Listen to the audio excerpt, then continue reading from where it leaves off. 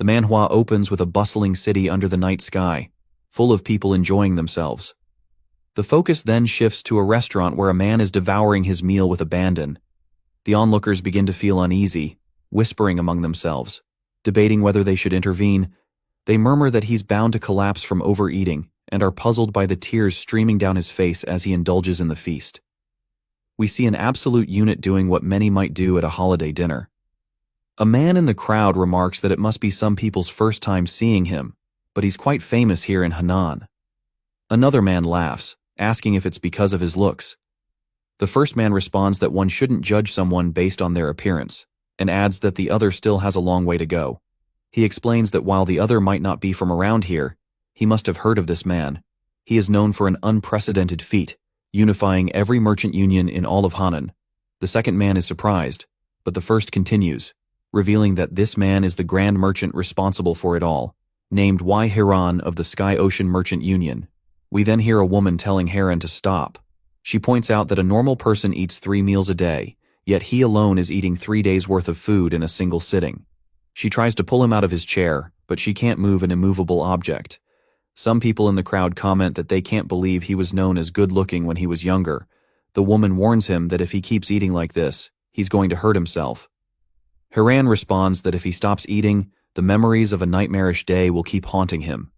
She looks hurt, but decides to let go. She asks if he truly intends to live his life like this.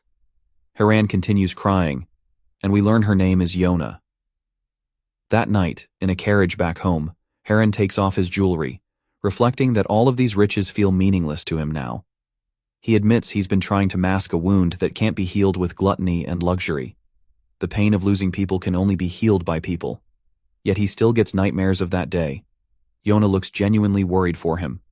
Hiran sighs, noting it's been ages since he made the Sky Ocean Merchant Union his home. Yet Yona still calls him young master instead of head merchant. Her eyes are warm as she replies that no matter how long it has been, he will always be the young master of the Tianhong clan to her. Hiran remarks that only now has he noticed her face beginning to grow wrinkles. He reflects that when he left the clan and married into another family, she followed him and continued to serve him. She's not just a servant to him, but like his own family. If it weren't for her, he'd be long dead. Touching a scar on his forehead, Hiran confesses that everything went wrong the day the Tiansong clan met its end. We see a picture of his family, and Hiran admits he despised them, especially his father, whom he hated more than anyone else. We then learn Hiran had a statue made of himself and told a young Yona that if his father asked for him, she should just guide him to the statue. Hiran completely turned his back on his family. Despite being the eldest son of a flourishing martial arts clan, he was effectively sold off to the Sky Ocean Merchant Union in an arranged marriage, and he did not refuse. A few years later, the Tianhong clan was attacked by the dissect. As Hiran watched his clan be consumed by flames, he realized that as much as he thought he hated his father, he loved him dearly. After all, he was still his father. In his anguish, Hiran grabs the statue and starts headbutting it, screaming like a maniac. Yona runs over, begging him to stop before he hurts himself. Hiran collapses to his knees as Yona consoles him. They spend the rest of the night watching the clan burn down. Back in the present, something begins approaching their carriage at great speed. Inside, Hiran tells Yona that he's going to change. He promises to repair his relationship with his wife and quit the reckless lifestyle he's been living. He acknowledges he's had plenty of time to grieve and vows to serve the family he has left. Though he worries about how cold his wife might be, he laughs. He tells Yona that she's like family to him, and she smiles, promising to continue serving him well. Suddenly, something shoots through the side of the carriage. A man crashes into Yona, sending her flying through the air before flying out the other side of the carriage. The carriage topples over. Hiran, bleeding from the head, spots Yona lying further away. Seeing blood on the ground, he rushes to her side, only to realize it's too late. Her eyes are lifeless, and her body limp. Hiran shakes and screams, lamenting his unluckiness in life. Meanwhile, the attacker, revealed to be an old man, manages to catch his footing but slams into a tree due to his momentum. He mutters that his organs are in tatters, coughing up blood. A group of masked assailants surrounds him. Despite his injuries, he fends off an attacker's blade by letting it pierce through his hand. They taunt him, saying they warned him there was no escape. The old man spits blood, accusing them of betrayal. His disciples seize the moment to stab him in the stomach. They mockingly call his demise pathetic, revealing him as the demonic master. The demonic master grits his teeth, blaming the blood demon castle. Knowing he must act, he releases a red aura, scattering, or vaporizing, a few of the assailants. Back to Haran, lying on the ground. He raises himself, bleeding, and spots Yona lifeless nearby. Overcome with grief, he screams into the night. The demonic master staggers forward, leaving behind a bloody scene. He collapses to his knees, muttering that he needs a new body before his heart gives out. He prepares to use the spirit possession technique, but blood continues pouring from his mouth. He says that this might just be where his journey ends. Then he hears her call out to him. She is standing before him, full of rage, saying that he lost a family member because she got tangled up in his... Asking why he had to fight here. The old man doesn't say anything, and Haran grabs him by the collar, telling him to at least acknowledge it, as his family member just died. The old man starts to mumble, saying that he shouldn't do that, but Haran can't understand him. The old man quickly starts to imbue aura into his fingertips, raising them up and hitting Haran's pressure points, causing his body to go stiff. He falls to the ground, confused about the situation because his entire body won't move. We see him fighting to move his hand. The demonic master gasps out, saying that he shouldn't treat an injured old man like this. Haran says he knew the old man was a martial artist, but he lost his temper and can't believe this is how it's going to end for him. The old man then takes a seat beside him, saying that as it's his last time using the spirit possession technique, he wanted a young and talented body so he could live a longer life. But since he's near his final moments, he has no other choice. As we see him readying his hand, he says even if it's the body of a pig, he needs to make the most out of it. He starts to inject 160 years of his martial essence as true ki in his left hand, placed on Haran's stomach, and the culmination of his soul and spirit with the right, which is going into Haran's forehead. He's got to send them simultaneously at the same time to maintain harmony. After a bit, the aura fades away, and the old man's body goes limp. Haran sits up and pushes him off. He then looks down at his hand, starts closing it, and then smiles eerily, as the possession technique has been successful. But as soon as that happens, his head starts to ache really bad.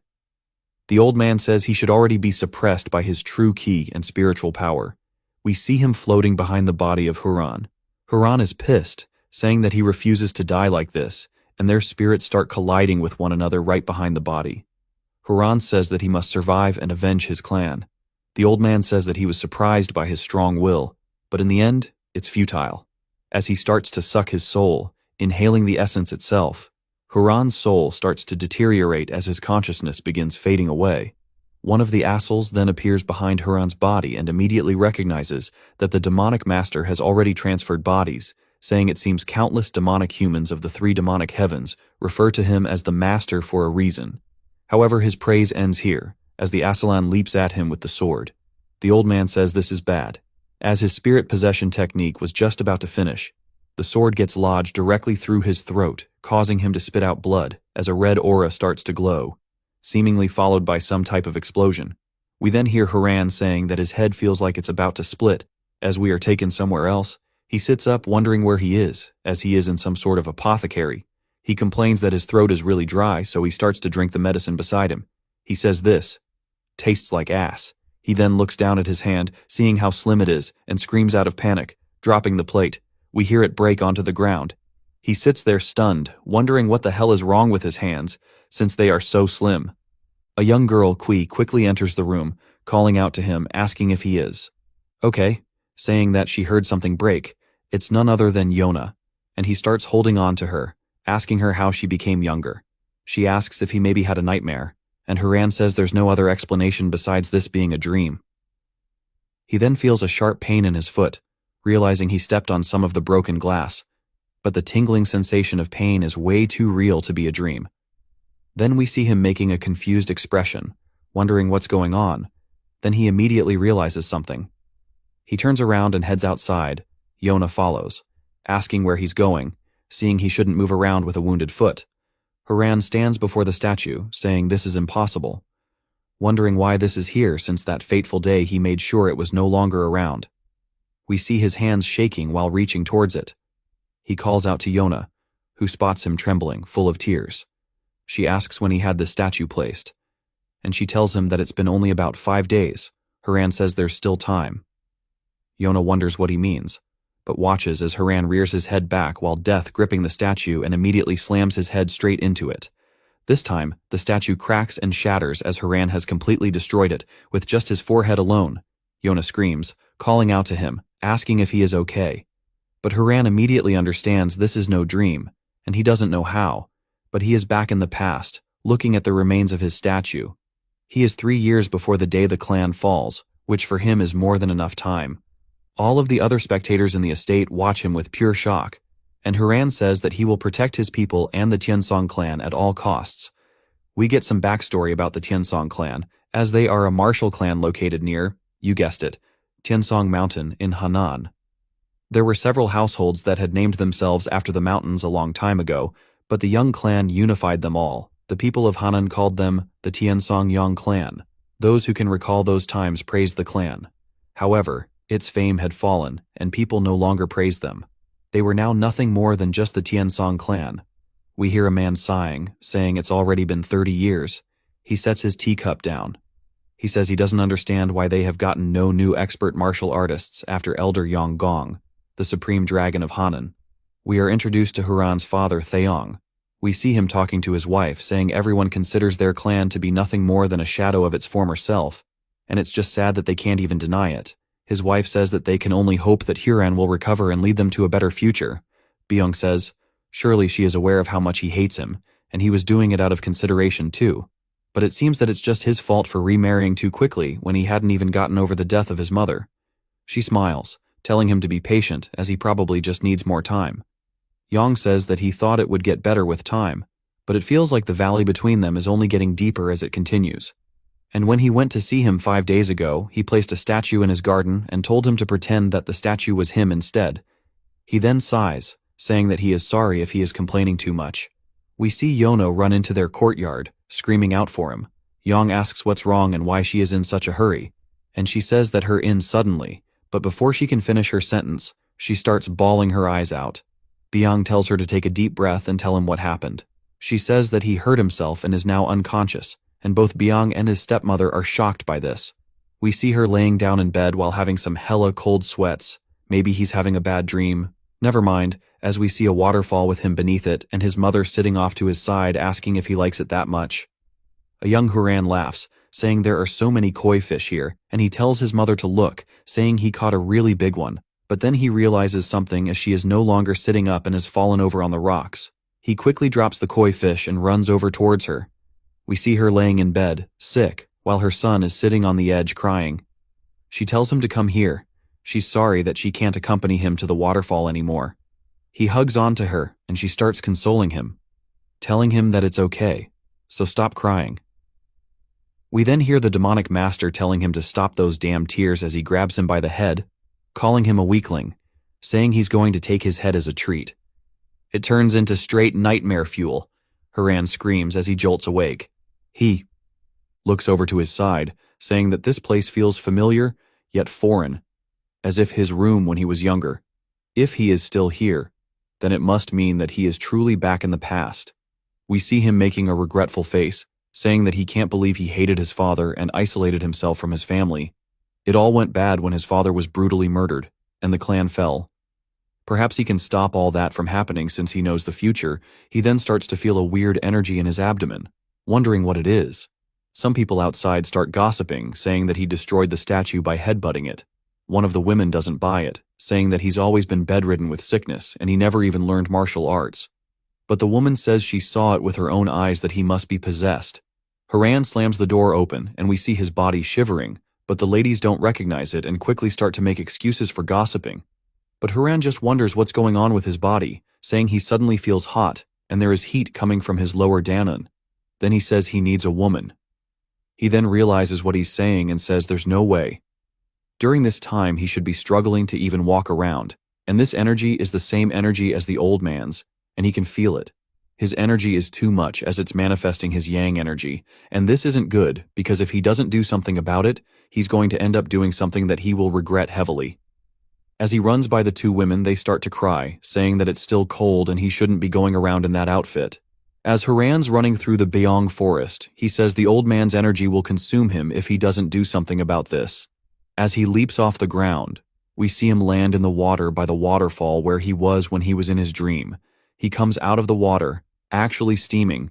He lets out a big, long-winded sigh of relief, saying that he's saved, and he starts laughing nervously.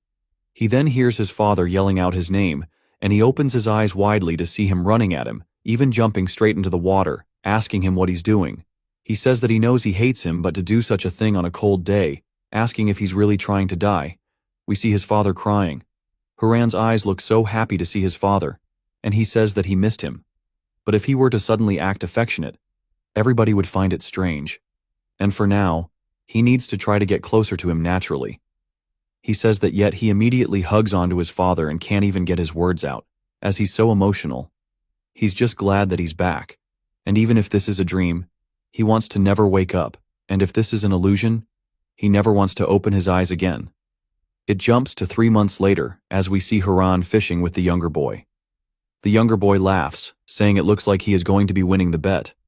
We are introduced to his younger half-brother Ki-jung. Haran says over the last 3 months, he has grown much closer to his family. And in his previous life, he never even talked to Ki-jung. Ki-jung was learning the clan's secret martial technique when he suffered from KY blockage. After that, he became unable to even move his body. Because of that, the Tianzhong clan lost influence and just ended up becoming a branch of the Yuchi clan. At that time, he had already become a son-in-law of the Sky Ocean Merchant Union, and he had been too busy and only heard about the news, so he was unable to do anything to help them. Ki-jung then asks him if it's okay for him to just stop taking all the medicine. And Haran says those medicines are what made him fat. Ki-jung says he doesn't remember him ever being fat, and Haran corrects himself, saying that it might lead him to become fat. Ki-jung says regardless, he likes how he's been acting lately since he's been giving him allowances by using bets as an excuse. He shows him the difference between their baskets of fish, asking him if he's W. Haran throws the fish into the air, saying he refuses to lose again, and Ki-jung calls him a cheater. Haran then grabs onto him, saying he's caught a really big fish here and jumps straight into the water with him. He says he wasn't aware previously that he is such a bright child, and he put too heavy of a burden on him, and he is truly sorry to Ki-jung. He has been spending his days working out endlessly, as before he starts his martial arts training, he needs to make sure that his body is more than capable enough. He was sometimes worried that the old man's energy might make him act up, but it is yet to cause any trouble so far. However, because of the incident where his energy suddenly surged, he had developed a habit of meditating underneath the waterfall every morning. As Haran finishes his meditation, he spots somebody holding a towel. It's none other than his younger half-sister Sholin. He says he told her that she didn't have to do this, and she laughs, saying that she feels like she's becoming friendly with him. Haran said that he never talked to Ki-jung in his past life, but he was very mean to Sholin. Despite how nice she is, she had always been friendly towards him, and she loved to attend events like fireworks. She used to offer to go together. However, whenever she offered, he would just bark at her, asking if she is kidding, saying he has no time to play with her, and she should never bother him again with lying.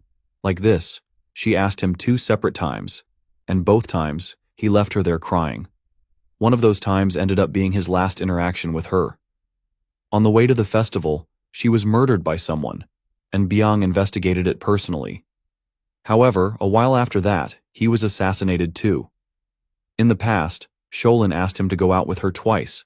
The first was today's Moon Festival, and the second is a year later for the Y-Clan Festival. Sholin will be murdered during that specific festival as he's putting on his robe.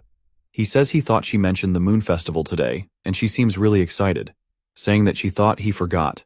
Asking if he really wants to go with her, he says, of course. And on that note, they should go shopping as well. Haran said this is another precious opportunity he has at living, and he cannot let it slip away again. In order to do that, he needs to become stronger than last time, strong enough to protect his family and restore his clan's fame. Sometime later, we see a group of people training at the estate, and Haran is actually with them. He says, originally, all he used to do around this time was drink medicine in his room and read books, refusing to go outside at all.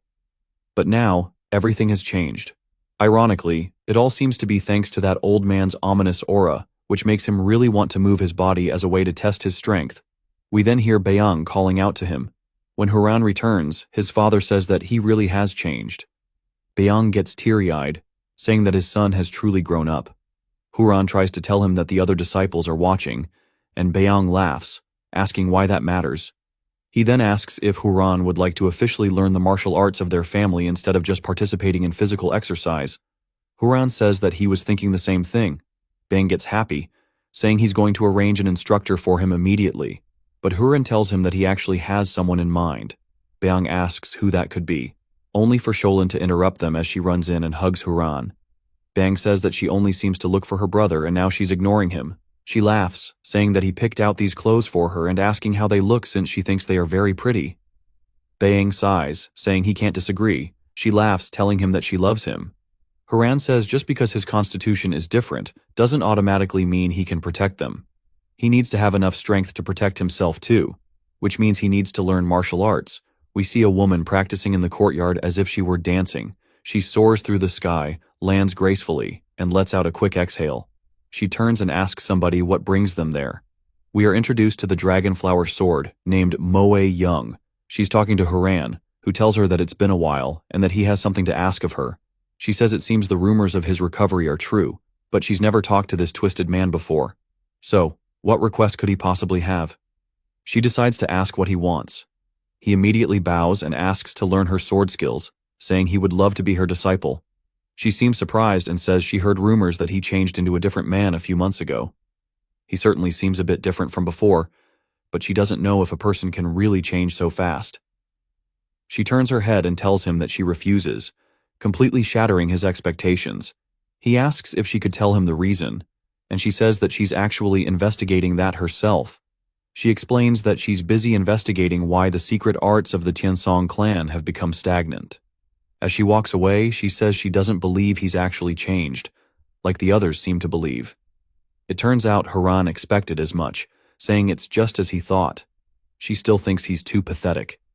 In the past, she rarely interacted with others. Even within the clan, not many knew her prowess, though she wasn't hiding it on purpose either. Huran knows this because he has experienced the future. The depth of her prowess far exceeds anyone within their clan. Suddenly, she hears something fall to the ground. When she turns around, she sees Huran on his knees. She asks what he's doing, wondering how the eldest son of the clan can kneel over such an insignificant matter. Huran says no and starts to mumble. She wonders what he's about to say, only for him to yell that it's not insignificant to him. He says that Baeyang contributed more than anyone else in the battle against the Div sect. In the process, she received the title of Dragon Blood Flower, a title not exactly flattering to a woman. Still, she gave her all to rebuild the Tiansong clan until she died a mysterious death. She gave her life for the clan, and Huran says he will not allow that to happen again, not to her nor to the clan. She seems curious, noting that his demeanor has changed, and wondering if he really has turned over a new leaf. She decides to accept his request. He asks if she's serious, and she says yes, but only under one condition. He needs to best her in a spar. If he manages to land a single hit on her, she will accept him as her disciple. However, she states that it will never happen. Moreover, in this duel, she will not use her chi or the martial arts of the Tiansong clan. She asks if he accepts. Huran starts to feel anxious, but stands back up, saying he's trained hard after regressing and is ready to give it his all. However, as the duel begins, he is knocked out without even being able to touch a single strand of her hair. Shocked, he wonders if the gap between them is truly this large. Baeyang begins to walk away, saying it seems she has won and will be heading out. Huran grits his teeth and leaps off the ground, telling her they're not done yet. As he charges at her, she immediately disarms him and smacks him in the face with her scabbard. She continues to knock him down over and over again until he falls to the ground, seemingly unconscious. Still, he holds onto his sword. She recognizes this effort and bows, commending him. As she walks away, a faint red aura begins to emanate from Huran. It slowly turns darker, and she senses it. Turning back, she sees Huran standing once more, the red aura swirling around him. She instinctively grabs her blade, telling him to come back to his senses. But before she can finish her sentence, he has already closed the gap right in her face. She does manage to get a swing in, knocking his sword away, but sweats nervously, saying that he's actually hella fast. Huran comes in for an immediate follow-up by leaping again overhead, but this time he actually manages to hit her, sending her flying into the wall.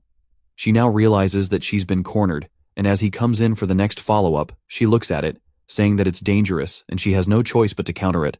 As she starts to unsheath her blade using the Soaring Dragon Emperor sword, first form, she goes to counter it. But much to her surprise, Heron stops just shy of her face, leaving her completely confused. Heron starts to laugh, saying that he touched her, which was part of their agreement, and then immediately calls her master as he falls to the ground unconscious. She turns behind her to look at the wall to see that he actually carved a whole chunk out of it and wonders what the hell she just witnessed. Sometime later, we see them training in the courtyard as she watches Heron swing down, and the air around him seems different now. He immediately follows with a diagonal to the side and then soars through the air, landing gracefully, just as she demonstrated the first time we saw her training. She wonders if he always had this much talent. He learned the forms of the Soaring Dragon Emperor sword and the Azure Bamboo sword in just a few days. She says that he didn't seem to have any martial talent before, and he's actually really gassed out, asking her how his performance was. She says that he has not awakened to the secrets yet, but he uses the two sword methods without any problem. Considering how long he has trained, it is pretty good.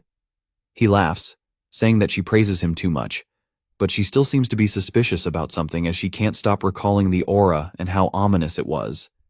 She tells him that he's learning martial arts at an unbelievable speed, and she can't believe that a while ago he was bedridden because of illness. He can tell that there's going to be a follow-up, and she instantly mentions the red key from before. He sighs, asking if he really needs to explain it again, saying he suffered so many of her blows that he doesn't remember anything as he shows a knot on his head. He says only. She would treat the eldest son of the clan this way, and she decides to just leave it at that, telling him that since he doesn't want to talk about it, she will not ask anymore. However, she is still responsible as the one who serves the Tianhong clan, so she will observe every moment of his life. He tells her that seems a bit scary. That night, while Hiran is in his room, he says he can really feel it. After using the sword arts he's learned, the Tianhong's martial arts are incomplete. It's inevitable, after all, because the Tianhong clan's art is originally that of the demonic sect. Long ago, the progenitor of the Tianhong clan was a wandering martial artist seeking justice based in Henan. He received 2 demonic arts from the master of the Hidden Saint cult, which was neither an orthodox nor a demonic sect. Despite having learned demonic arts, the progenitor, in his efforts to maintain his path of justice, reinvented the 2 arts over a long period of changes into the 2 sword forms they are today. Though their power was reduced significantly in the process, it was still more than enough to bring forth the greatest swordsman in all of Henan. But that was all using demonic martial arts with an orthodox cultivation technique, which inevitably causes it to be incomplete. Although he was able to reach the peak, reaching the Swaim Peak was clearly impossible, and the progenitor kept the origins of the martial arts a secret. After ages, that truth finally resurfaced, bringing the end of their clan. We see him clenching his fists out of anger. He says that things are going to be different because he has a way to complete this martial art. Turns out it wasn't anger but excitement, as it's something only he can do since he has experienced the future. Later, we see him with his father and stepmother, and he tells them that he is thinking of visiting the Eel clan. Byung asks what business he has there, and Hiran says he recovered his health by learning martial arts, so he thinks it would be good to go visit them as they have an arranged marriage. Byung says that time flies, and the marriage was something that was decided before he was even born. He goes to say the daughter's name, but Heron cuts him off, saying that her name is Jel Changyang. His father smiles into his cup, saying that's right, and he was great friends with her father, Yugol. He heard that Changyang is incredibly beautiful, asking when he wants to leave. His stepmother says that Hiran just recovered his health, and it would be better for him to take some more time. The young man laughs, saying that he is of age now, and making friends by traveling is part of what he should be experiencing. He was around Heron's age when he met Yugol. She says she understands. However, he must pay great attention to his health and safety since he is traveling a long way away, and it will easily surpass a month, so he needs a reliable bodyguard. We then see Byung completely pissed. Hiran is happy to see her but asks who the 2 dudes behind her are. As they slowly start to walk forward, they start grabbing her and over his body, and he wonders what in the world is going on here. The dudes start to smile, saying they are pretty good, and it is true that he really is training his body and that he is quite different from before. Heron says they must be the 2 rising ghost blades and it is nice to meet them. They say that they are here to protect him. And another one says that Heron has the potential to bulk up and put on a lot of muscle mass. We are introduced to the 2 muscle-headed brothers. They are named Young-wook and Wook. He says they may be muscleheads, but they are skilled enough with a sword to the point of being called the Ghost Blades. His father really put a lot of care into selecting his guards. Heron immediately tells them that he is going to designate the path they take on the journey, so he would be glad if they follow him without question. Young-wook stares at him and then says, "Of course," and smiles. Heron tells them that they should head out immediately as he and the rest are getting ready to leave. Heron sees off his family, and Sholin wipes away her tears, asking if he really has to go. He says he is sorry, and he promises to go wherever she wants during the central festival. She asks if he is serious, and he smiles, saying of course. Bang and his stepmother both watch him happily, and Heron calls out to Ki-jung, saying he is leaving Sholin and the family to him while he is gone. Ki-jun wonders if his brother has always been so tall, and says he will protect them with his life and salutes him. Heron then starts to take a few steps back and tells them he is going to be on his way. As we see his father, the wholesome family with Heron, pays their respects, and then heads out with the gang. As he is starting to leave, we hear a familiar voice yelling to wait. When he turns, we see none other than Yono running up. Heron turns and looks at her, immediately recalling back when the clan was already failing, and he was riding away in a carriage. She chased after him, screaming his name and begging that he let her go with him. It is very similar to what is happening now. He can't believe she is chasing after him once more. He goes to think about it, and Young-wook says he should refuse her as it is too dangerous for a servant girl to come. Heron gets off his horse, telling them to wait for a moment. He starts to approach Yona and raises his hand as she closes her eyes, thinking he is going to hit her, only for him to hug her, leaving her confused. But then, immediately, her eyes start to tear up, and the rest are surprised by how sudden the embrace is. Heron says she always wishes to be by his side, and he is forever grateful for her presence. However, this path he is taking could be extremely far and dangerous, and as of now, he is unable to protect her. If she goes with him, he doesn't want to put her in harm's way because she is his beloved family. We see her starting to blush, and he tells her to wait with everyone else, asking if she can do that. She starts crying but says of course and watches him off as he leaves. Yona says that when he returns to the Tiansong clan, things are going to have changed a lot, and he will make sure that, as the first step, he completes the family's martial arts. He then taps the side of the horse, causing them to start riding off, and he says he is sorry for his father, but the Gel clan was just an excuse. The Jago clan is not very far from Wudong Mountain, and the secret to perfecting the martial arts is hidden within that mountain range, so their true location is not Gel, but rather Wudong. It then jumps to Heron, looking up at the sky, only for him to be in some form of a giant body of water as he's walking around endlessly. He says this place is way too vast. He then feels something in the water behind him, and when he turns around, it's none other than a signboard. When he picks it up, he sees that it's actually the Tiansong clan's board. When he looks back up, what was a giant endless sea is now an ocean of flames as he sees the clan house on fire. He looks up at it in disbelief and starts screaming no while running around, only for the demonic master to appear, calling him a fool. Heron falls to the ground screaming, and he says, after receiving the greatest possible opportunity that goes against the heavens himself, he's going to waste his time on such childish endeavors. Heron asks how he's here, and the old man tells him that he cannot change anything as he gazes at him as if he were peering into his soul. He goes to tell her and hand his body over to him, only for a sword to cut through the apparition of the old man and Heron, snapping him back to reality. Byang asks what he's busy daydreaming about. He then sees her flying straight in, knocking his sword out of his hands, sending it backward, and putting her sword right up to his neck. He tells her that he surrenders. She says that he's unable to keep his focus, asking if he's feeling unwell. He says it's not that, and his sleep has just been really bad for the last few days. We then hear Young-wook saying if he doesn't feel well, how about he trains with them? We see the boys hitting both the squad and the bench press, and they say that these are the best things for increasing one's strength, and he can utilize his muscles very efficiently with this. Heron sweats nervously and walks away, saying maybe next time. More importantly, he has something to announce regarding the trip. As they roll back on the road, he says that before they head to the Gel clan, he wishes to stop by Mount Seven Sages.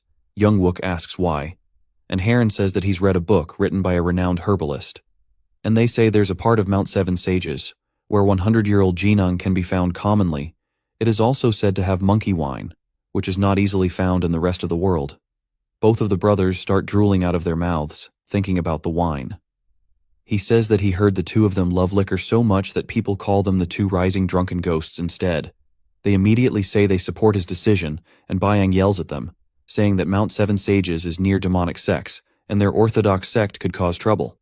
Heron asks how people are meant to know they're from the Tian Song clan, and if they get caught, they can just say they're part of some other clan. Instead, she says that that's way too disrespectful of an act, as this is about the pride of the clan. He asks her if that's really important. If they were to meet some great evil who asks where he's from, he will not hesitate to say that he is also from a demonic sect. As surviving is more important than things like pride, Young Wook asks why they would fear the demonic sects in the first place, telling Bayang they agree with her, and she asks if they're serious, or if they just want to drink the monkey wine. Turns out, Young Wook has already turned into a monkey. Heron says that he wishes to bring some Jinong back for his parents, as he's caused them so much trouble until now. She buys his Oscar-level acting and says if he really wants to, they can go. He thanks everybody, saying they should make adequate preparations at a nearby inn. And he smiles, saying of course he lied. There's no Jinang or monkey wine on the mountains. Instead, there's something more than 100 times more valuable. It is the demonic poison stone flower. There is a sort of tomb every poisonous insect gathers to when it is their time to die. After centuries, all the poison forms a puddle and hardens to form a crystal of poison. At times, a seed falls onto the crystal to sprout a flower. The seed then blooms on the crystal, imbuing it with poison and demonic energy. That is what's known as the demonic poison stone flower. It should be here in Mount Seven Sages, but as soon as he gets to the inn, he hears other people talking about how there are a lot of demonic sects gathering near the mountain, and how they've heard that the demonic poison stone flower is there. Heron asks how the whole world knows about it. Bayang then starts sipping her tea, saying, as he's heard, there's a lot of demonic masters at the mountain, and it doesn't sound like a good idea to go there. He says that she is right, and they are definitely going to fight over it, but he needs, as he has no need to jump in between them. He only needs to defeat Gek, the heir to the Hub Serpent Dragon sect, as he will be the last one to claim the demonic poison stone flower. He reached the level of peak from being a first-rate within half a year, and the flower will undoubtedly be an ingredient optimized for his martial arts. Since the Tiansong clan arts are demonic arts to begin with, he starts to chug his drink and then slams his glass on the table, saying nothing has changed and they will still be heading to Mount Seven Sages. She stands up in disbelief, asking if he didn't hear them talking about the demonic sect, and he says that it is one of the paths to go to the Gel clan, and that the Gel clan will definitely be involved. So, it might not be a bad idea to meet up with him there. Bei Young sighs while leaning over the table and says that she's okay with this, but if they are martial artists, they cannot handle it and will have to flee. He asks about the two goofballs, and when they turn around, we see them slumped out on the floor from drinking too much alcohol. Haran shakes his head and shrugs his shoulders, telling her not to worry, as he promises not to go near places where dangerous martial artists might be. She seems suspicious, but reluctantly agrees. They then head somewhere else, as this is where they will be staying for the time being.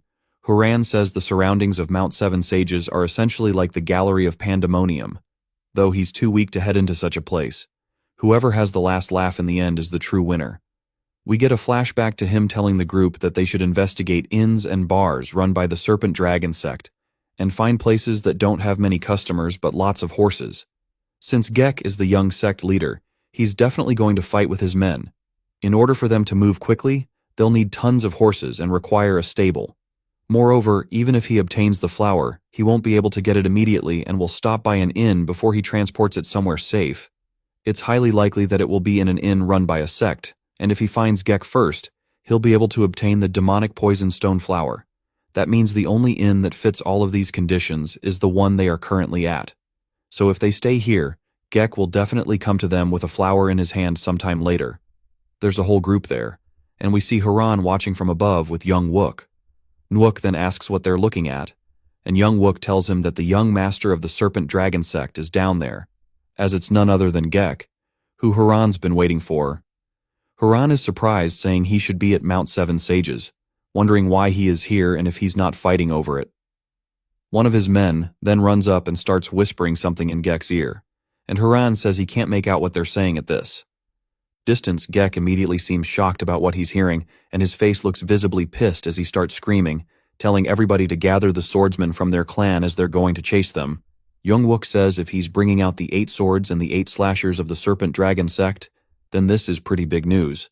Haran says if something urgent just happened, he might have more openings to snatch the flower, which means he has a higher chance of getting it himself. He tells Young-wook to get ready, as they're going to follow after them. Bae-young starts screaming, asking why he's going to chase after a demonic sect, saying that's too dangerous, and she's really panicked, asking why he's involved himself in more and more dangerous situations. He tells her that Jang-hoo will soon face a large change, and in order to survive amidst the chaos, they must grow stronger, and that the flower is just a means for them. She says that Jang-hoo is at peace, and they are not so weak that they need to rely on some herb to grow strong. Haran tells her that she's wrong, and they are as weak as they are, unable to participate in the struggle to claim it easily. He has a dream, and he's going to obtain this flower no matter what and protect his family from outside threats. So if she believes in him, the heir to the clan, she needs to follow his command. She's so startled by his sudden demeanor change, and she wonders if maybe it's her fault for not thinking of him as an adult until now. Young-wook laughs, saying he never knew that Haran had such balls. He and his brother both show their respects to him and say they will follow his command. Bae-young sees this and does the same thing since she will also follow. But he needs to keep in mind that Jang-hoo is not a place to be taken so lightly. Haran nods in agreement and turns, saying it's time for them to head out, and that Bae-young shouldn't worry too much because in the entirety of Jang-hoo, nobody knows that better than he does. Since he's experienced it firsthand, they then head out of town to a different area, as we see Haran and them sneakily following the Serpent Dragon sect members. He says he never expected there to be this many of them. They start setting out into a formation, and Bae-young goes to tell Haran about it. But he says that it seems that Gek and the other sect members are forming the inescapable net. Jung-wook is worried by this, saying that means they should probably get moving then, and Haran says the main squad hasn't done anything yet. He's sure they're intending to take action once they spot suspicious people or the person with the miracle medicine, so they better wait for the right timing. They watch and listen as they hear them shouting in the distance about finding it. They take this time to sneak away a little bit. Haran says that since they found the person with the medicine, they should wait in the back towards the river. Namok asks why, and Haran says that a person on the run would choose to go towards the water rather than towards the woods. After a bit, they're left with just the eerie silence of the river, and they notice that as well.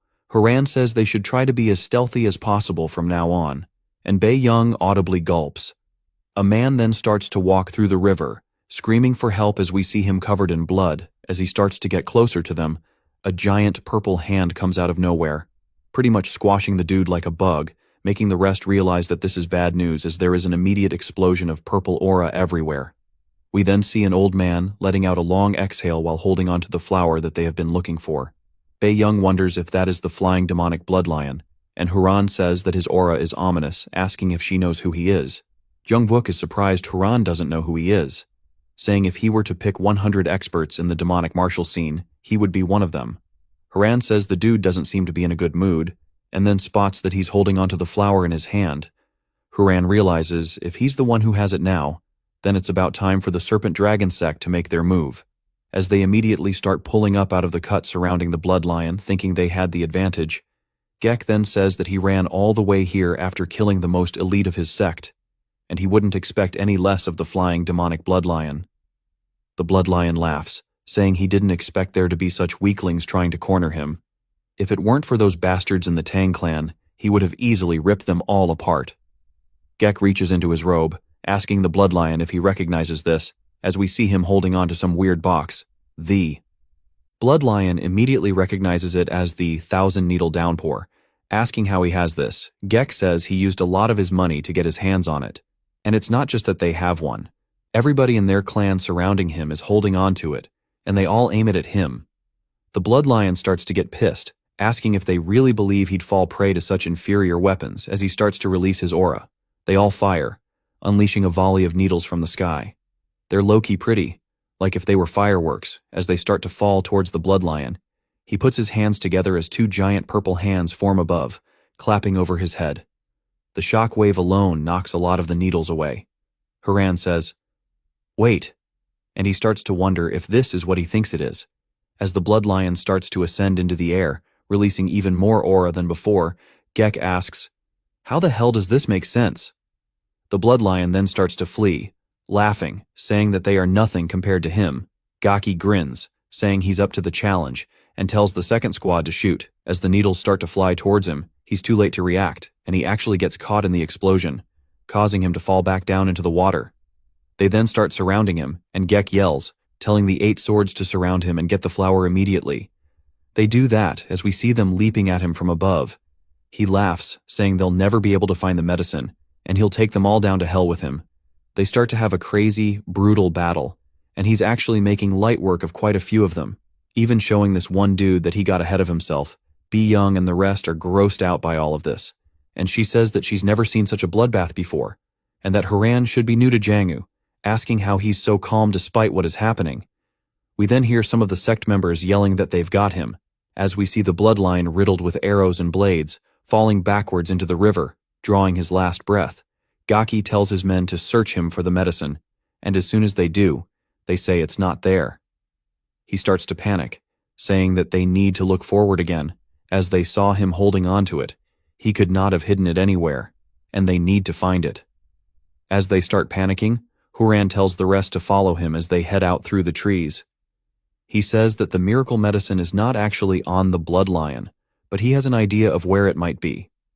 She asks if he's serious since they saw him holding on to it, and he says that he probably sent it down the stream. He asks if they remember the water barrier he made earlier. It was not just for defense, but rather he blocked their line of sight when he could easily have dodged their attacks normally. Seeing as how he chose not to, he must have used his martial arts to push the flower down into the river. That's probably where he's still waiting, because then he would just have to follow the water to find it again. They then hear shouting behind them, and Haran says they need to speed up as they'll probably realize where the medicine is as well. They see the purple aura of the flower up in the river, and Haran says, "There it is." And he immediately runs over, grabbing onto it, pulling it out of the water. He tells everyone to wait a second, and as he pulls a vial out, handing the box to Young Wook, he starts pouring it onto a different flower. They ask if that's what they think it is, and he says, yes, that it's poison. Bi Young tells him it's not good for an orthodox martial artist to carry around poison, and he tells them that it's actually a very useful tool.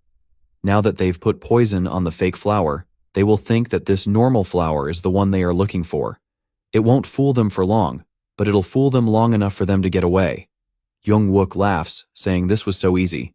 Everybody else was fighting for their lives, and he didn't think that they'd get it just by sneaking around. Haran tells him that they are just lucky, as it's time for them to get going. The box is immediately yanked out of his hand as a man descends beside him. The rest are all fearful, as they didn't even sense his presence. Then, Haran turns out of concern as the man starts grinning, saying that it's now his. Is this maybe the old man from the start? At this moment, none of the 4 individuals realized the old man's appearance. By the time they noticed him, he was already standing next to Huaren. The other 3, alarmed, called out Huaren's name. Fear surged within Huaren as he recognized the man before him, the flying demonic blood lion, and sensed that his presence here was far from ordinary. However, before Huaren could think further, the old man delivered a powerful punch straight to his stomach. The blow sent Huaren flying backward into the forest, his trajectory carving a deep crack into the ground upon impact. The remaining 3 were paralyzed with fear but deeply worried for Huaren, silently calling his name. The old man's entire body emitted a purple aura, his face twisted with anger as he accused them of being thieving rats who didn't understand their place. Then, raising the flower to his mouth, he bit into it. His terrifying expression grew more menacing, and the purple aura around him thickened.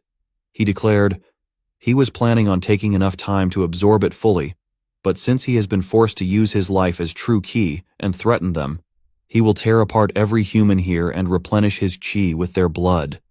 The purple aura now enveloped his entire body, seemingly absorbing the flower's power. The storm-like energy surged violently, spreading outward. Byung stood frozen, her body stiff, her trembling hand gripping the sword as she faced the old man's overwhelming power. In her mind, she realized, this is the first time she is fighting against someone so much stronger. Fear filled her gaze as gruesome memories of the old man's massacres replayed in her mind.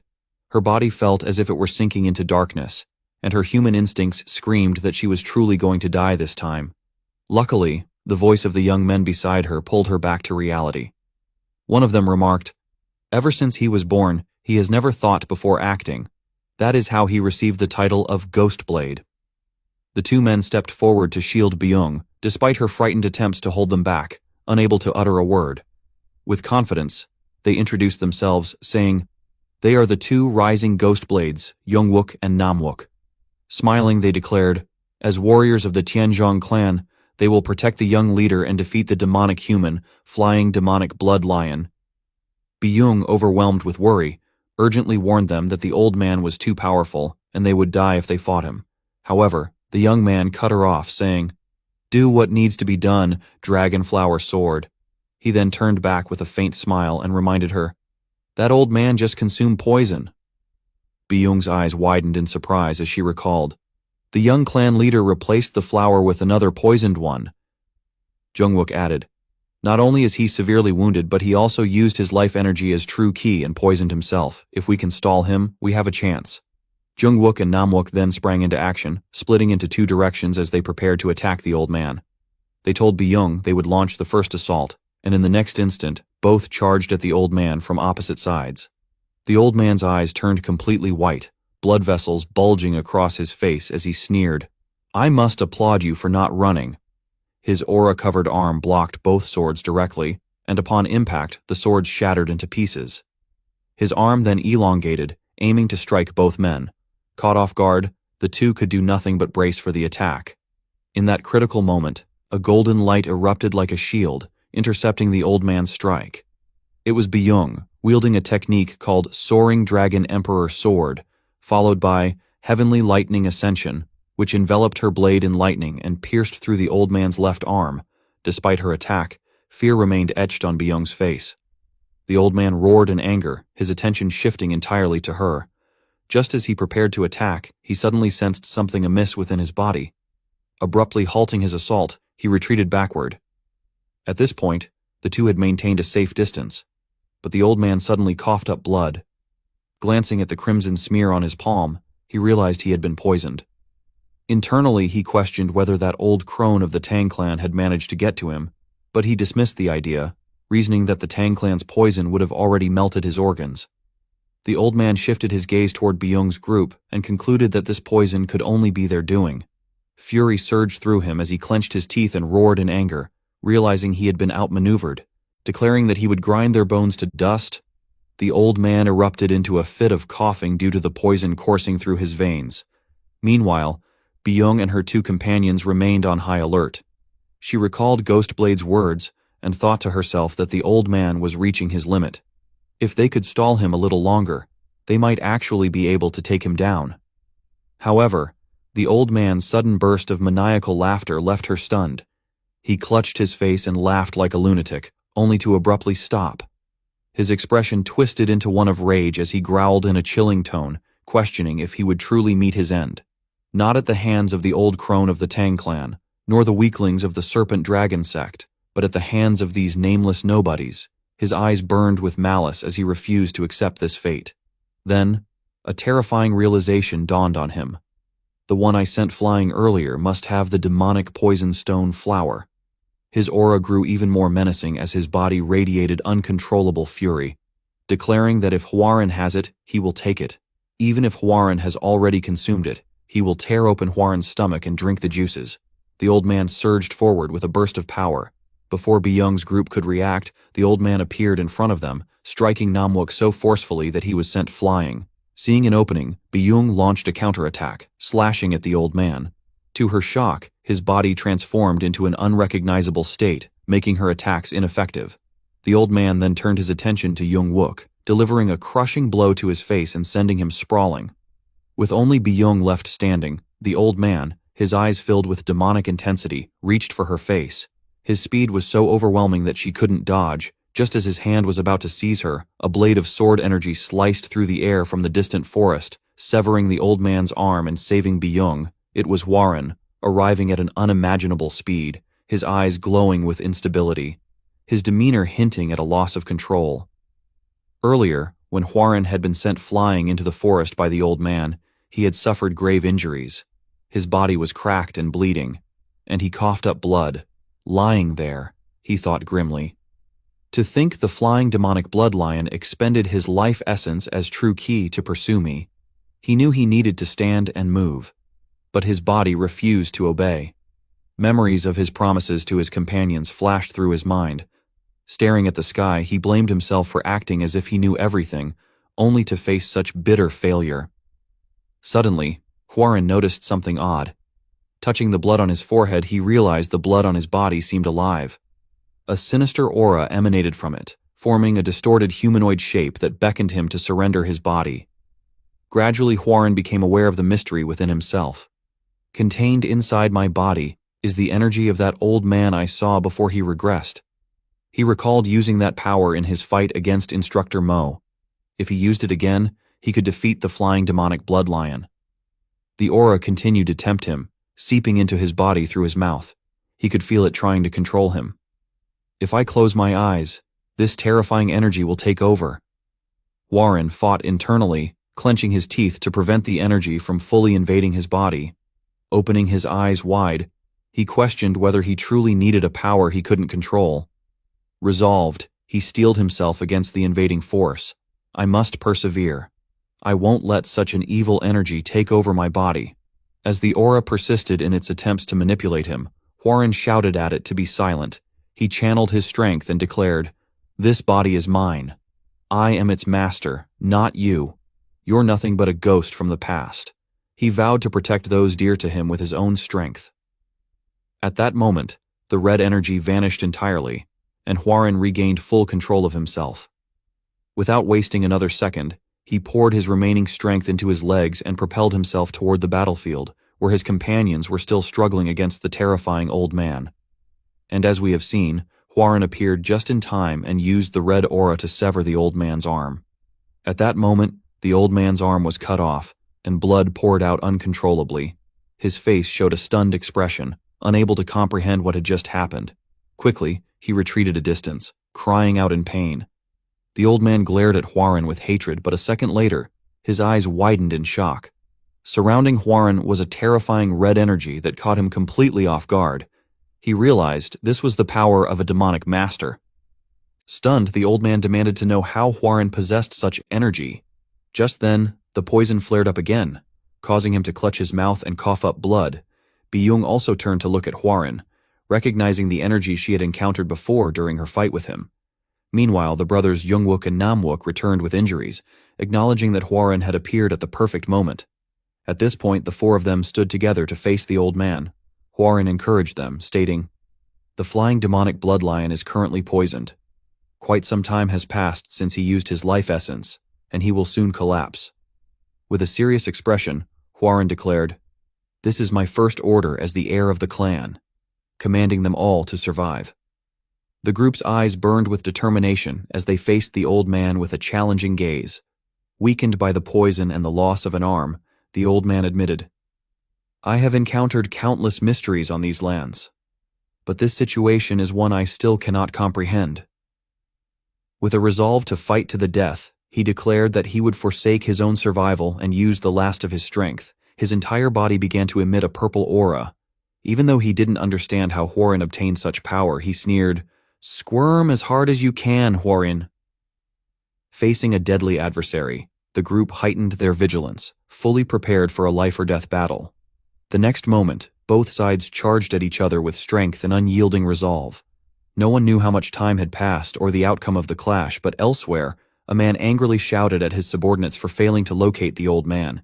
He and his group were swiftly moving through the forest. Internally, he speculated, to think that old man would use his life essence. Soon they arrived at the river near the forest. As they emerged, the man was shocked by the sight before him. A clearing scarred by signs of an intense battle. Recognizing the remnants of the bloodlion arts, he grew more alarmed. Just then, his subordinates called out, announcing they had found the old man. The man rushed over and saw the old man's body lying on the ground, covered in fatal wounds, blood pooling around him. They concluded he was dead.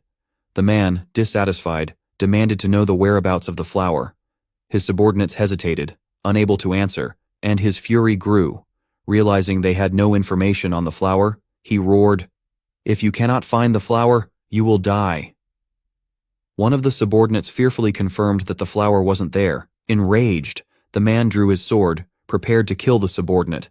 The young man shut his eyes tightly, awaiting death. However, to his relief, the man did not follow through. Furious, the man sheathed his sword and began contemplating the identity of the one who had killed the old man and taken the flower. Which imbecile fought the flying demonic bloodlion and stole the demonic poisonstone flower? Thinking of this, his face flushed red with anger. At this moment, the scene shifts to a forest where the group of Hwarin is hastily riding away on horseback. Young-wook laughs heartily, saying he can't believe it because they really defeated the flying demonic bloodlion. Byung questions the meaning behind his words. Young-wook explains that if the flying demonic bloodlion had fallen even a little later, they'd all have died. Thinking back, Young-wook still feels how truly dangerous that situation was. He mentions hearing others say that the ones who survive that are strong. The flying demonic bloodlion is just one martial artist in Jianghu. The flying demonic bloodlion was also aware of that fact, which was why the old man gave it his all. Hwarin wakes up, coughing blood, and Byung worriedly asks if he's okay. He replies that he's fine. He guesses things aren't as easy as they seem to think. They'd end up fighting the flying demonic bloodlion. Any one of them could have died. While speaking, he takes a flower out of his robe. The flower emits a strange, ominous purple aura. At this moment, he can proudly admit that his vow to protect his family and clan from any harm were not empty words. However, it definitely won't be easy. There may be days like today when their lives are at risk. He tells Instructor Mo that Instructor Mo and the two rising ghost blades must become stronger.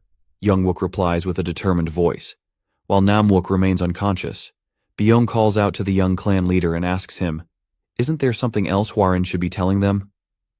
Hwarin feels confused by the question. She clarifies, asking about the ominous qi and what it is. Jung-wook comments that the qi from earlier didn't seem to be the energy of the Tianzhong clan. It was something more ominous, closer to that of the flying demonic bloodlion. Hearing this, Byung becomes worried and asks Hwarin if he has learned demonic arts. In his mind, Hwarin thinks that the only way to tell the truth is by revealing that he regressed, but he also believes that in itself could change the future. Now is not the time. He denies it, saying that it wasn't demonic arts and that he will explain it to them later. Byung, still anxious, says that they just risked their lives there.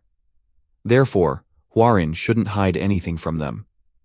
At this moment, because she is riding too fast, Hwarin has to hold on tightly, worsening his internal injuries, causing him to cough up blood. Byung realizes this and calls out to the young clan leader to check if he's okay. He smiles faintly at her and admits that they all risked their lives.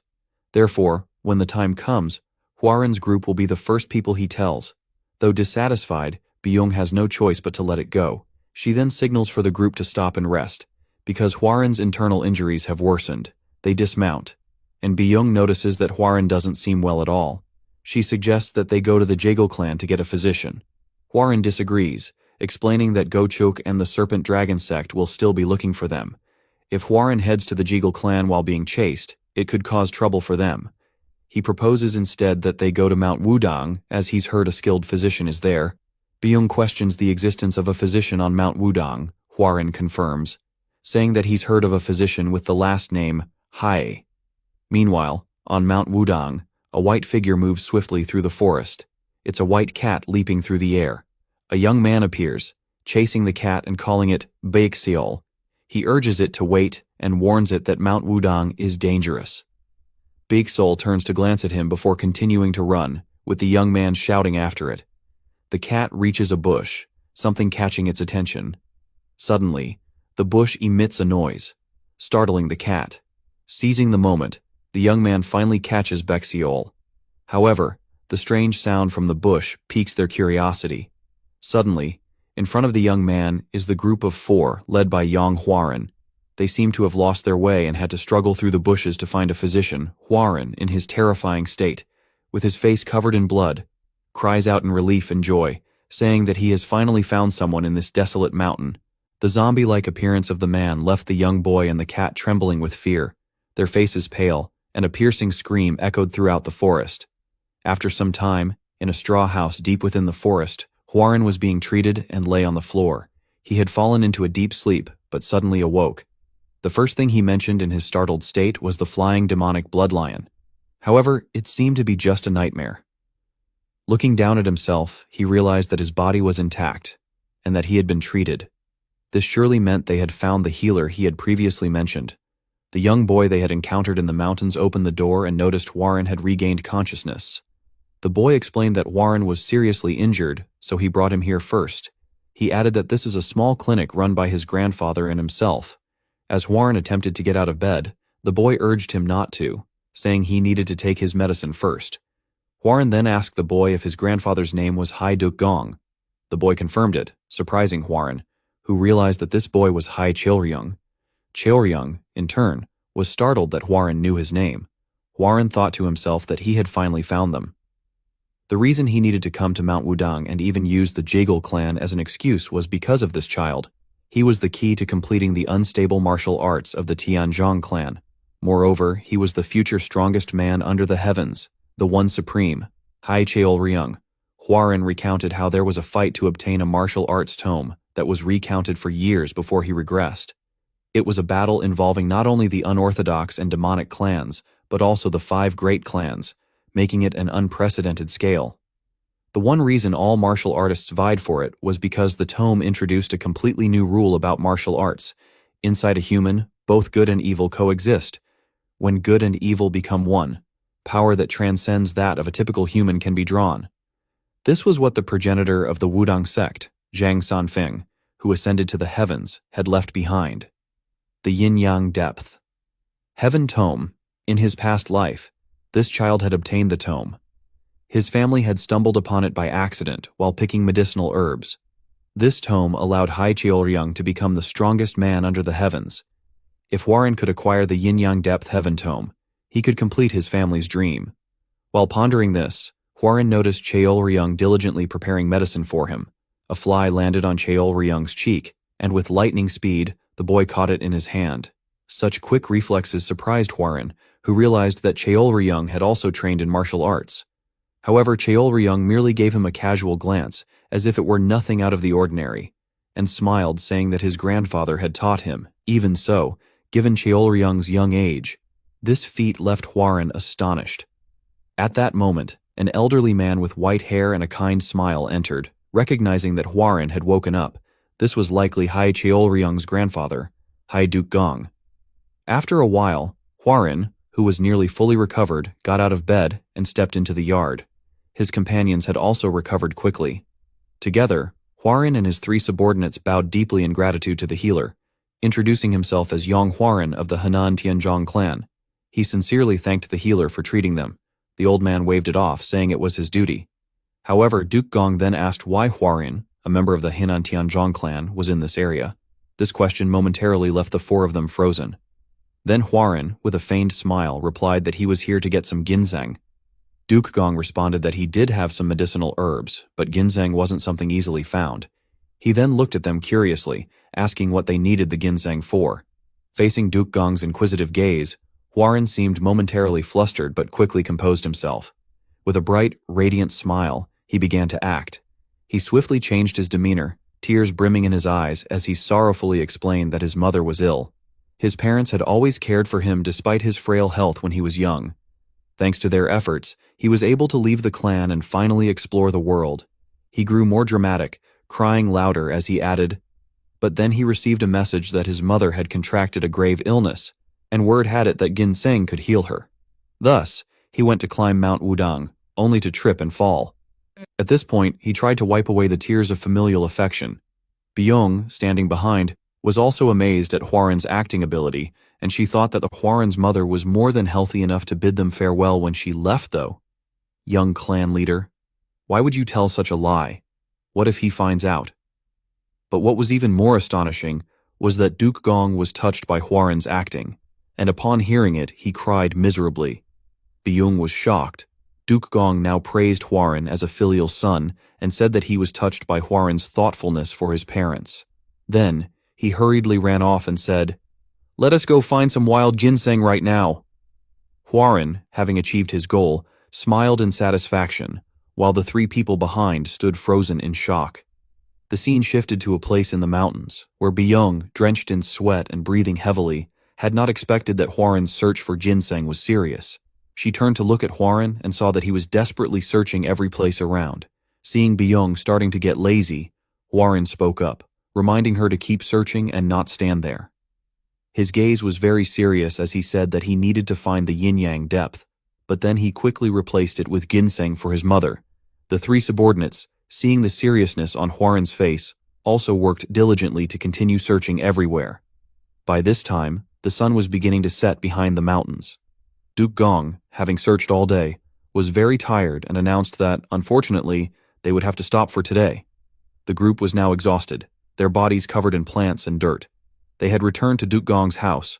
As Hwarin wiped his sweat, he thought to himself that he knew it wouldn't be easy. But how unfortunate, Hwarin guessed, knowing the future doesn't mean one can get everything easily.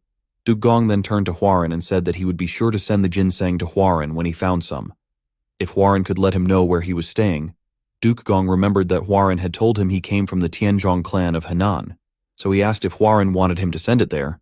Hwarin clasped his hands, thanked Duke Gong, and asked him to do as he had said. Then he looked far towards the setting sun and suddenly apologized to Duke Gong, saying that he wished to stay here for a few more days to search for ginseng and asked if he could stay. Meanwhile, inside the straw house, Hwarin was meditating, his body surrounded by a terrifying red and black aura. He was thinking that he would check the places where Duke Gong typically visits. If he searched those, he would definitely be able to find things related to the tome.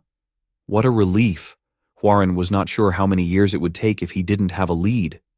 Then he stopped his practice and went outside, coincidentally meeting Duke Gong. At that moment, he clasped his hands and bowed to greet him. The two of them sat in front of the house. Duke Gong spoke, asking if Hwarin wanted to hike with him today. Hwarin declined and said he would continue searching for ginseng on his own today. Duke Gong smiled lightly and said, "Do as you wish." The atmosphere between them became quiet. Hwarin then asked where Chaelryung had gone. Mentioning Chaelryung, the boy suddenly appeared, holding a white cat, but his face looked very scared. Seeing this, Duke Gong anxiously asked what had happened, wondering if he had encountered a tiger. Chaelryung explained the situation, saying that he was hunting with Baekseol this morning when some people tried to capture Baekseol, so he ran away. Duke Gong said that if some martial artists climbing Mount Wudang tried to capture Baekseol, then he could guess they must have realized that he was a mystic animal. Suddenly, a group of people appeared and shouted that they had found him. A girl in the group commented that Chaelryung had run very fast. The girl, about Chaelryung's age, asked if Chaelryung was the owner of the cat and suggested that he sell the white cat to her. Chaelryung refused, shouting that Baekseol was not for sale. The girl, angered by the refusal, asked why he wouldn't sell it and offered to pay Chaelryung handsomely. Chaelryung, still resolute, rejected the offer loudly. His voice startled Hwarin's subordinates, and they all curiously watched what was happening. At this point, the two groups faced each other, with Chaelryung standing in the middle, trying to hide Baekseol behind him. Duke Gong then spoke up, apologizing to the group but explaining that he did not intend to sell the cat because he considered Baekseol to be like family and could not sell him.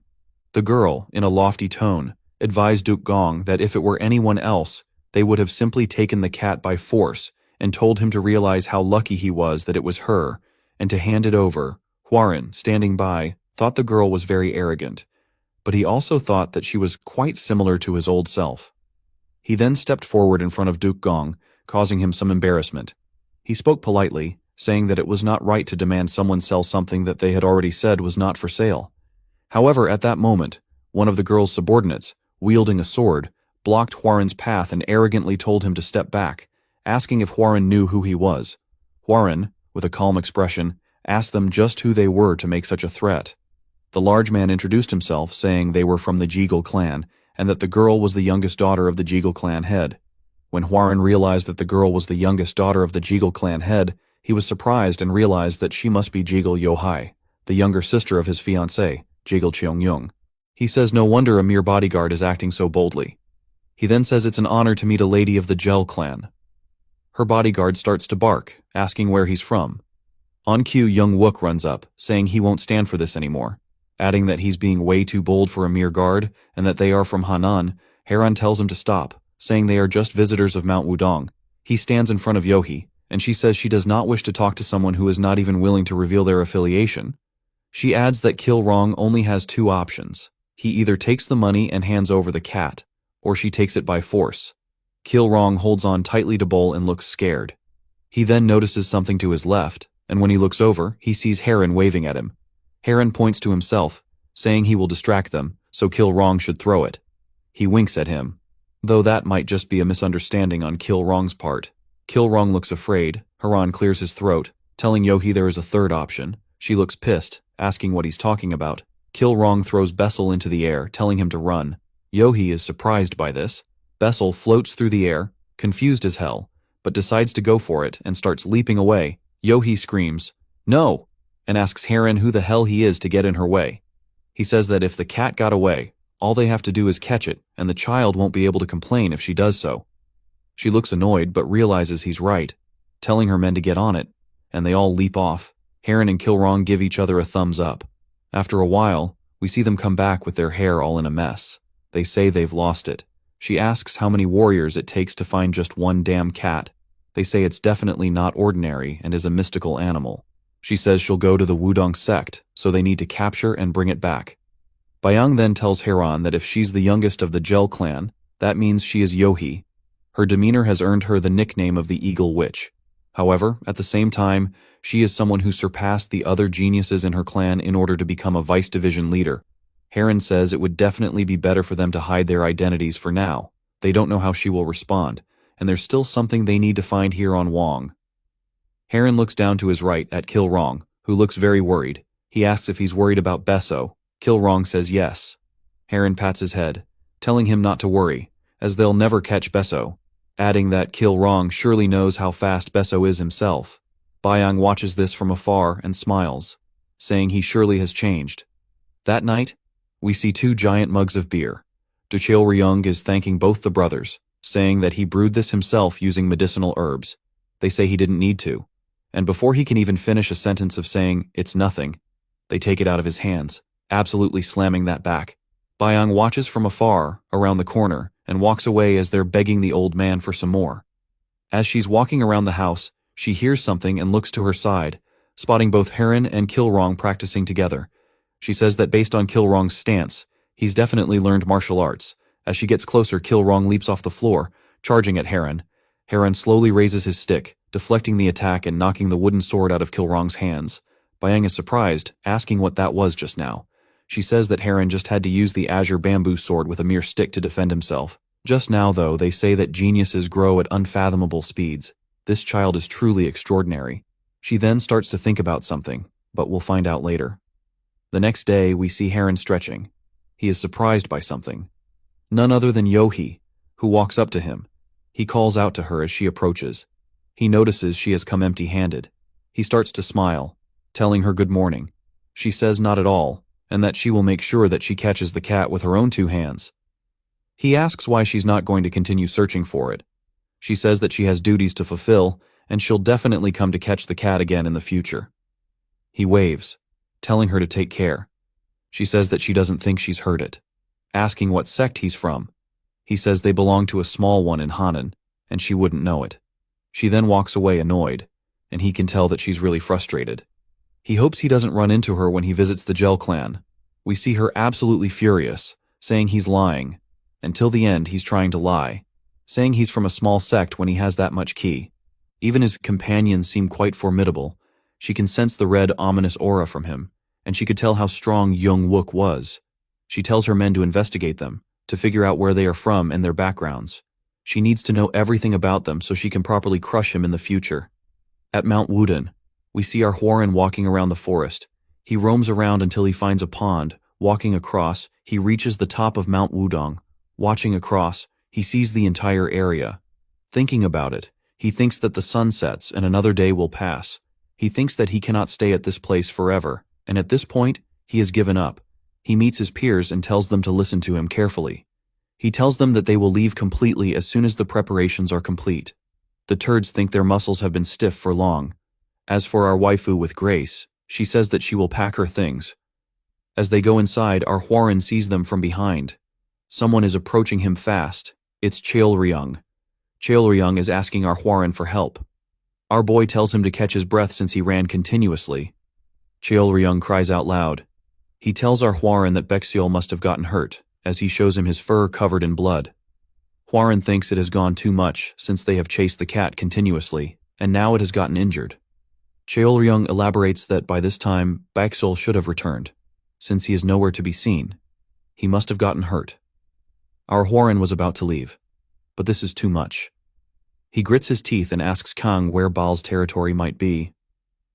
Kang is confused for the first time. Hworin asks him where he met Kitty for the first time. Hearing this out, Kang says that he knows what he means. So, our Hworin decides to help him out. He tells Cheolryung that since Baksol is like family to him, he will naturally help him out. Using his aerial arts, our Hworin storms through the forest, not wasting a single minute. Cheolryung points out the location, and they reach a mountain. Looking down, Hworin is shocked that his hideout is all the way down there. Going down, they start calling for him until Cheolryung cries, showing their kitty's blood and fur. Looking at the signs, our Hworin thinks that given the signs, he must be very close. As they continue searching, calling for his name, our Hworin assures him that the traces mean their kitty is around here, so they should look a little longer. But then, something grabs his attention. A huge boulder blocking the entrance. Getting close to the boulder and analyzing it, our Hworin feels a breeze and thinks that there is an opening behind the boulder. He tries to flex and thinks of lifting the boulder. He tries using all his strength, but it won't budge. This is embarrassing to him, so he figures out that he cannot move it with the amount of chi he has. He thinks of getting the help of Cheolryung or the two muscle heads. Hworin finds a hole. The shocking our boy, to keep his pride. Our Hworin tells him that because of his efforts, he had made a crack. But Cheolryung breaks his bubble, telling him that the crack has always been there. Hearing this, it shatters the little pride Hworin had left. Cheolryung thinks that Bakal might have passed through it since it is dangerous. Our Hworin goes in to check it out. After going inside, he is shocked that it's so spacious here. Moreover, it's amazing that there is such a large chamber behind this boulder. A sudden bright light appears. It is so bright that he cannot see anything, but after adjusting to it, he can see a man. As the light fades away, he sees the symbol of yin and yang. In a matter of seconds, he finds out that the dead man is the sage Zhang Sanfeng. He cannot believe that he found the Yin-Yang Depth Heaven tomb in such a place. Hworin notices a trail of blood and sees Bakal resting, all covered in blood. Our Hworin is flabbergasted because he found the cat, and even the Yin-Yang martial art. Outside, Kang is nervous, wishing their well-being. Kang hears a noise. In the next second, a head gets out. Seeing the head, he gets scared. Slowly and steadily, a figure comes out. As tears drip from Cheolryung's eyes, he sees our Hworin holding Kitty, shouting out his name loud and clear. The video ends here. Thank you for taking the time to watch my video. If you enjoyed it, don't forget to like, subscribe, and ring the notification bell to receive updates on my next videos quickly and not miss any new content. Hworin hands Bake seal to Cheolryung, seeing his condition. He starts crying because he has no strength left as he continues to cry. Chad remains silent, turning around. He looks at the martial manual he discovered inside the cave. Now we move on to what happened inside the cave after he discovered Bake seal. He grits his teeth in anger, looking at his condition. He laughs at the situation and then moves on to Kitty, scolding him because Cheolryung is very worried about him after taking a close look. He is relieved that it's not a serious injury, so it can easily be treated afterwards. He shifts his attention to the mediating figure. He thinks that Bake seal is probably raised by the martial master. He picks up his kitty and tells him that he needs to get him treated first, and then he can come look around this place all of a sudden. The figure starts radiating light again. The figure slowly starts to disappear. Seeing this, he rushes towards the figure to discover a martial art moving. To the present, he looks at the martial manual, thinking to himself, he thinks it is fate that he followed Bake seal. If he didn't, he would never be able to discover the secret place. If this was in the past, he would never have the heart to help. A child in dire, closing his eyes and taking a deep breath, thinking to himself that things have changed, expecting more things to change in the future. His sect was not destroyed, and will instead become one of the strongest sects in Henan. Moreover, his family is living happily without any changes, so no matter what happens, he will make this happen. After some time, Kitty is all patched up. Cheolryung continues to cry. His grandfather tells him that it was not a serious injury and it will heal. Very fast, Chad comes outside after delivering Kitty to its owner, just to find his raging waifu ready to beat him to a pulp, telling him what took him. So long as they have been waiting for too long. He apologizes to Bayang, telling her that Bake Seal was injured, so he was anxious and went out to look for him. She tells him that he should at least let them know before taking action. He tells her that they can really leave now since he found Kitty and got what he wanted. Byung with a straight face tells him that they are fully prepared, but she wants to know what he meant by getting what he wanted. Asking him if he really found the ginseng turning around, he tells her that he didn't find the ginseng, but something more important than it. She is baffled because it's hard to find anything more valuable than ginseng. He gets into his acting mode, gazing at himself and telling them that he has gotten the future. Everyone present gets shocked by his reply as he takes his leave to get dressed. After getting dressed, he tells the old man that he owes him a lot and it's time to take his leave. Kyoryong asks him if he is really going to leave. Warren tells Kyoryong that if he ever needs help or wants to find him, he takes out a sign telling him that if he takes this and goes to Hanan, he can find Chad and he will help him out in any way possible. Hearing this, the kiddo gets shy as he nods his head.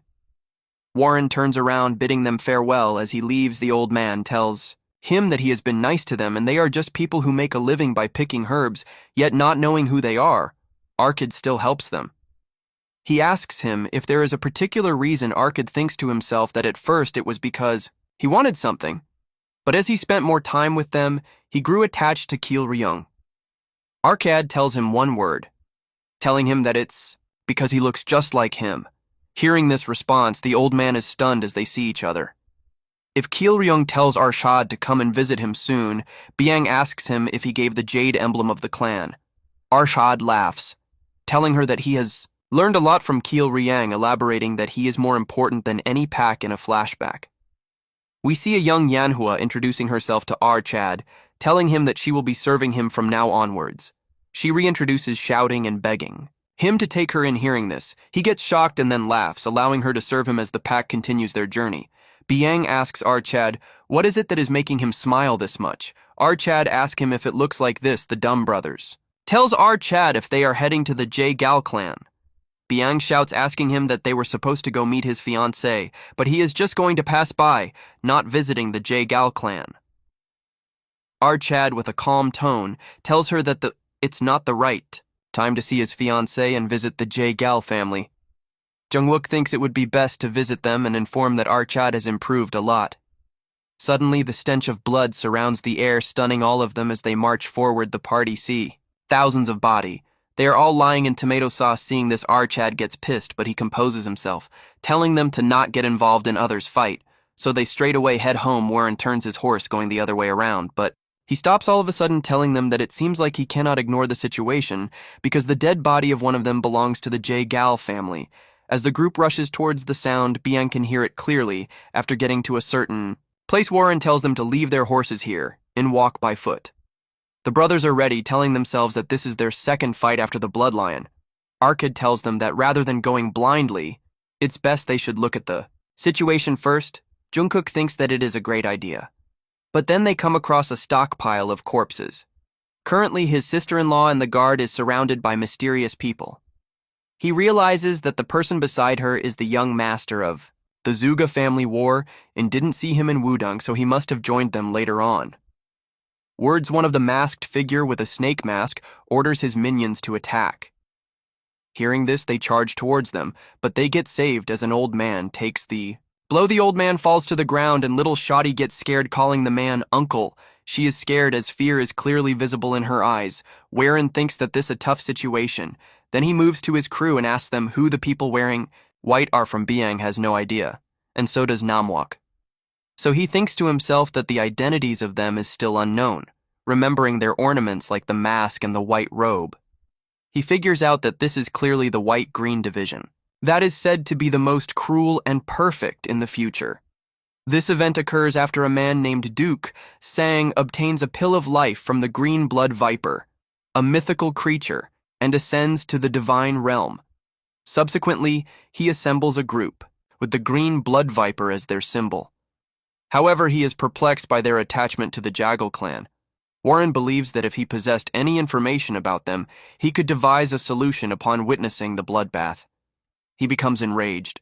Unable to control his fury, Archad thinks to himself that he's foolish for obtaining the Taiji department, Heaven Tome, and the poisoned stoneflower. He intends to return home to complete his family's martial arts and alter the future. His eyes turn red, likely due to the new martial arts he's using, moving to the masked snake. The Warren leader charges towards our shoddy as he leaps in the air to stab her before she can react. A figure steps in, blocking the attack and injuring the attacker. Seeing Arcad, she's shocked. He reveals his identity, telling her he's the young master of the young clan. Hearing this, the man pauses for a moment before commanding his minion to kill them. They try to attack Arcad, but instantly his squad blocks. All their attacks, the Zuba clan turd asks Arcad if he's truly young wearing, and he's heard that he's too unwell to even move around. Everyone starts talking, and Arcad tells them to keep quiet since now isn't a time for conversation. The kid wonders to himself how he's changed so much in a year. The snake turd asks Arcad who he is, like a savage. He tells him they might be people who happen to pass by. The snake turd thinks for a moment and tells Arcad it doesn't matter and that they'll all die here. Warren is in a tough situation, and they can't win against them head-on. They don't have the numbers advantage over them, but the J-Gals can no longer fight. He needs to ensure everyone gets out of this. Alive Byung tells Arcad she'll fight, but the turd angers Arcad. He tells him he was acting all confident, yet now he's gonna hide behind some woman. Hearing this, Arcad gets angry and tells him he'll fight him head-on. The man thinks they're all a bunch of young fools as Arcad charges towards him. Byung gets stopped by Namuk, who tells her that the old young masters are gone, so it's best to watch what he does. He charges towards the turd with anger, cursing him. A man seeing this, he thinks he might not have truly changed. The man believes it's an easy fight as their swords collide. The man tells Arcad if this is what it takes to make him this mad. However, Arcad is incredibly focused on defeating him, closing the distance and successfully misbalancing the snake. Taking advantage of this opportunity, he lands a lethal, swift blow, instantly cutting off one of his fingers. Seeing this, everyone is shocked. Even the snake himself, Warren, is furious because he wanted to cut off an arm, but he managed to minimize the damage sustained by swinging his arm around, even with his vision obscured. However, he then smiles, thinking to himself that he has achieved his goal. Byung is so worried that she wants to rush over, but again, one of the brothers stops her, telling Byung to wait around as Arcad comes face to face with the snake. He tells him that what he needs is a moment of advantage. From now on, it will be a game of luck. He stares him with a dominating look, shocking the snake by telling him to inform squad leader Duke, saying that he himself is from the hidden saint cult from afar. Whereins accompanies are thinking to themselves. Junwook tells Byung that Arcad is probably saying something, but he cannot tell what he is saying. Byung figures out that he is using the sound transmission technique. Realizing this, she is shocked because it's not an easy skill to learn.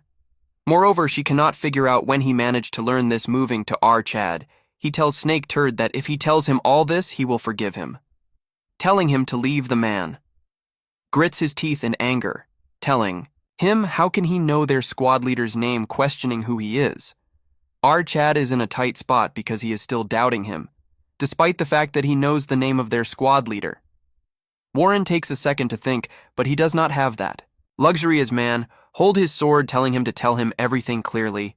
Warren starts telling him that 5 years ago, when the hidden saint cult was eradicated by the 3 demonic heavens, he was one of the people present there. Wherein asks the turd he is not one of the people that are trying to revive the cult. Arcad boldly declares that he is a man from the hidden saint cult. The turd gets closer to Arcad, ready to attack him, but stops the sword at Arcad's neck. Seeing this, his accomplices call for his safety. The man finds it hard to believe that Arcad, who is barely 20 years old, yet he knows the name of the squad leader as well as about the hidden saint cult. The man finds it very hard to believe, but he will believe Arcad if he can answer just one of his questions, asking him which heaven of the hidden saint cult he belongs to. Hearing this, Arcad doesn't make an expression, because currently the turd is testing him according to what he knows from the future. The hidden saint cult right now is a union of 3 groups, rather than a single unified group. The sun saint cult, which pursues power over anything else. Then there is the moon saint cult, which pursues religion, and the hidden saint cult, which mediates. The group, however, it is not known which group the green blood viper belongs to. It would not be likely for the hidden saint cult and the moon saint cult to make an assassin organization. So it makes more sense if the sun saint cult did such a thing. But he cannot cancel out the possibility that the moon saint cult or the hidden saint cult cannot create one. This is all a gamble, but it is all. He has always done which is best to put his money on, which is the most likely bet with a bold face. Chad tells him that he is from the Sunsink Cut. The man remains quiet, then orders his crew to take their leave after they Chad remains quiet. Then blood starts gushing out from his mouth. It was caused by an internal injury from the strike earlier as Byong rushes towards him. His consciousness starts to fade later that day. At the evening, Warren wakes up from his sleep as he overhears people telling everyone to hurry up their work. Everyone is done cleaning the body while Chad observes without spilling anything. That's when he sees his sister-in-law worrying about something. Then she proceeds to hand Chad something. She tells him that this is her clan's healing medicine that will heal his internal injuries. Chad tells him that it is fine since she didn't expect something in return. She remained quiet. Then she turns around telling Chad if he is going to consume it after she begs him. As she gets further away with a low tone, she thanks him. Seeing this, Chad gets shocked. Then he smiles silently. Byang gets close to Chad and tells him that she didn't know. Our little shawty had a cute side to her. She explains that the medicine is a rare medicine given to the direct lineage of the Jae-gal clan. She didn't expect that he would give it to him. Warren tells her to make her presence more obvious. Telling her that he was scared instead of listening to her, she shouts at him, telling him that she was scared. He thought that he was completely out of her mind when he ran to the assassins with a nervous tone. He tells her that he was just trying to save everyone. She gets close to him, putting her head on his shoulder, asking where and why he changed so much. Warren gets shocked as she tells him that in just a few months ago, he resented the world and himself. He lived every day like hell, and that was the kind of person she was aware of. But today, he risked his life for everyone. She is so impressed and proud of him. But she is curious why she is pushing himself to do all this, as memories of the past and the recent events cloud his mind. He tells her that he is just doing his best after cleaning the bodies and giving respect to them. The party now bigger set forth, guarding a carriage as Warren and the Zuga clan lead the crowd. He thanks Chad for accompanying them to the clan, since currently they lack people with the ability to fight. If the assassins were to strike again, they would be in serious trouble. Warren tells Hay that it is not a big deal since he is heading to the Jae-gal clan himself.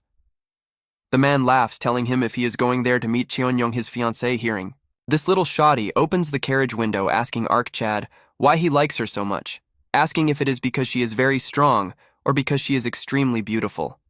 Hearing this, Warren remains quiet. As for Bayon, she clearly seems pissed. Warren changes the conversation, asking the man if he can answer something for him. The man tells him to ask him right away. So Chad, without a doubt, asks him why the assassins were attacking the Jae-gal clan. Hearing this, both Shoddy and the man get shocked, with fear clearly visible in their eyes. Warren further tells them that the Jae-gal clan is undoubtedly one of the largest clans, and this place is the Jae-gal clan's front yard. As Chad continues to wonder, Shoddy tells him that it was just a coincidence, but the man stops her, telling her that it is a coincidence since he saved their lives. He deserves to know the real reason. They are not entirely sure, but the assassins might be trying to kidnap Yohee. Hearing this, she remains quiet. As for Warren, he asks her what this has to do with her. The man tells Chad when they killed the guards, there was no hesitation. But when it comes to Yohee, they didn't harm her in any way. But one thing that is clear is that there is a group bearing bad intentions against their clan. Warren thinks that if they want to kidnap her, there must be something they want in return. The man remains quiet because he is aware that someone has been targeting their clan. But this incident crossed all boundaries with a serious tone. He wonders if this is because information unknown to them was leaked as soon as they reached the Jae-gal clan. Bustling noises fill the air as they enter the Warren residences. Chad thinks to himself that after a very long time he is going to see her again, his fiancée Cheon-young, in his past life. The marriage between Cheon-young and Chad had been arranged before their birth, but they were living two completely different lives. He was someone who was always ill, and she was the one who chased martial arts. As such, they slowly grew further and further apart until finally something happened. But before he could recall this, a voice grabs his attention, telling Chad to go and meet the clan leader. Warren tells his group to rest, and soon he will join them. After entering the Warren Hall, Chad introduces himself, but before he could finish, the leader rushes towards him and starts laughing. He is really shocked to see what is going on. He is very happy because Chad looks happy, which is the polar opposite of the last time he saw him. This man is the leader of the Jagal clan, the heaven-ruling sword, Gal Chiok. It has been a long time, and he asks how Chad's father is doing. Warren tells him that his family is doing great, and he has sent his regards the leader, then inspects Chad's body, telling him that he has great physique, so he must be training in martial art. He, with a smirk on his face, tells Chad seeing his current self, his daughter, will be very happy. Chad brushes off his question as Old Man tells him that he has taken too much of his time. He says that he shouldn't have taken this much time considering there is someone waiting for him as Chad was taking his leave, the leader. Tells Chad they have another guest who has arrived, and since they are of similar age, it might not be a bad idea to have a conversation. Warren says that he will keep this in mind as he takes his leave. The atmosphere of the room turns dark. Old Man gets serious, asking the man what had happened as Warren leaves the Warren Hall. He wonders that he has met the clan leader and all that is left is to meet his fiancée as he approaches the yard. He noticed two men conversing. The man insists on meeting someone, but the guard denies him entry. Taking a closer look, the man instantly recognizes Chad. This turd turns to Chad and makes a look as if he is superior to Chad.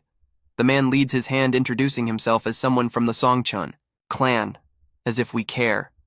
We will call him Minion. Wherein, after taking another look, figures out that he is the guest. Chad asks him if he is here to see Chong. Young as expected. The man says he arrived here first. As Chad grips his hands, he tells him that he has heard many things about his clan, then moves on to telling him that he is here to meet the lady that his fiancée even before he was born. Hearing this, the man gets poised, telling Chad that he has heard news that he has rather been sick. Before he could finish, a man asks them if they are here to meet Chong Young, and she is probably in the courtyard right now. As they were approaching the courtyard, a sword flies past them that they barely manage to dodge. Warren gets shocked. When he sees her facing a guard, the man loses the fight, and she sheaths her sword, finding it extremely boring, looking aloof. Warren recalled the events of his past life when everyone was cheering for Jagal Cheongyung as the Snow Blossom Blade. The Snow Blossom Blade was repeatedly chanted among the crowd. The Snow Blossom Blade of the 12 martial blossoms has returned. With the demonic human's head, a young man asked the person beside him, how could the Jegal clan produce such a martial artist? The man next to him heard, she's really crazy about martial arts. And then people gradually began to remember the name of the girl approaching. Was it Jegal Cheongyung? A beautiful woman carrying the aura of a prestigious family? At that time, Warren was just a poor man who could only watch Cheongyung from afar. His gaze was fixed on Cheongyung for some reason, and then he caught her attention. She turned to look at him with a questioning expression. However, that was all it could be. Two fates. Two people could only look at each other for a brief moment. Warren knew about Cheongyung thanks to the immense effort she put into training. She received the title of Snow Blossom Blade and became one of the 3 strongest female martial artists at the age of 40. She has already surpassed Warren in terms of swordsmanship. Just then, a voice suddenly rang out calling her name Miss Cheongyung. A man hurriedly ran toward Cheongyung while she was training with a very delighted expression, saying that it had been a long time since they last met. Cheongyung turned to look at him with an indifferent gaze, but her beauty was undeniable. She softly asked the man why do he visit her so often. The man gave an awkward smile and commented that he just wanted to see her. However, before he could finish his sentence, Cheongyung interrupted him and told him to stop. She firmly stated that she already have a fiancé at that moment. Her eyes gradually shifted toward the silhouette of a man. In the distance, she began to recognize him and wondered if that man was Huaren. Then she quickly left the persistent man behind and ran toward Huaren standing before him. She directly asked, "Are you really Huaren?" Huaren flashed his handsome smile with a composed demeanor and greeted her as a confirmation. His presence here surprised Cheongyung. She showed concern and asked if he was doing well and how he ended up here. Huaren explained that he recovered recently and am currently touring the lands, and he stopped by to see Cheongyung. She looked into his eyes for a moment and then asked if he would be staying here among the arriving guests. Receiving the question from Cheongyung, Huaren was slightly surprised, but then he returned to normal and smiled, replying, "No, I intend to leave early tomorrow morning. I'm just here to see you. Those words from Hwarin made the atmosphere quiet, and then he continued. Also, never mind. Let's talk again tomorrow after her finished training. He have something to say. After that, he turned around and bid farewell to Chung Young. Even though Hwarin had left, Chung Young still stood there watching his figure disappear. The affectionate scene between them was witnessed by the man standing behind, who was filled with rage. His eyes looked at Hwarin as if he were an enemy. It was nighttime at the Jegal clan. In front of Hwarin's resting quarters inside his room, he was reviewing some documents when suddenly an uninvited guest arrived. Without a word, the stranger opened the door and entered the room. Hwarin spoke up. "Is there something you would like to say to me?" And we come to know that the man who appeared was Jokwang. He was the one who had been displeased with Hwarin earlier in the day. His eyes still burned with hatred as he stared at Hwarin. With an arrogant and challenging expression, he declared, "In love with Miss Chung Young." Hearing this, Hwarin assessed him and remarked, "How bold of you to say that." Jokwang did not waste words and got straight to the point, asking Hwarin whether he truly intended to wed her. Hwarin did not answer his question, but instead judged him lack manners too. Hearing this, Jokwang let out a scoff and informed Hwarin, "Miss Chung Young loves martial arts. As a result, she seeks physical power." As he spoke, he could no longer keep his composure. Stepping closer to Hwarin with a voice full of hatred, he commented that Hwarin was weaker than him. It's been a few years since he began making a name for himself. People have given him the title of Azure Cloud Dragon Blade. But what about you? You've just barely recovered. Besides, you don't even love Miss Chung Young in the first place. After saying that, he smirked with a cunning expression. Yet despite all his criticism and declarations, Hwarin remained serious, his sharp gaze piercing directly into Jokwang. This made Jokwang uncomfortable. Hwarin then brushed Jokwang's hand off him and commented, "If Jokwang have finished talking, please leave, as he was currently very busy." Jokwang, not receiving a proper response and instead being dismissed, became furious. Behind him, he held a glass bottle containing something that looked extremely dangerous. He gripped the bottle hesitantly. After that, he stood up and declared that Hwarin would regret this after that he left with an unpleasant and calculating mood.